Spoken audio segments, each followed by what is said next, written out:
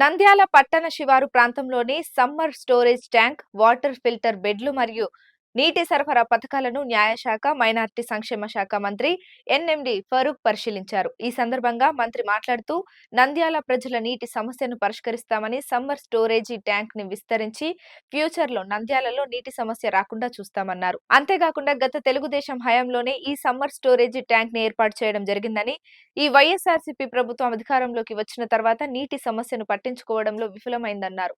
ఎంతసేపు ఉన్నా వారి కుటుంబము వారి అభివృద్ధి చేసుకోవడమే తప్ప ప్రజల సమస్యలు పట్టనట్టు వ్యవహరించిన ఈ వైఎస్ఆర్సీపీ నాయకులకు నంద్యాల ప్రజలు తగిన బుద్ధి చెప్పారని, తెలుగుదేశం హయాంలోనే అభివృద్ధి జరుగుతుందని ప్రజలు గమనించి తెలుగుదేశం పార్టీని ఎన్నుకోవడం చాలా సంతోషంగా ఉందన్నారు.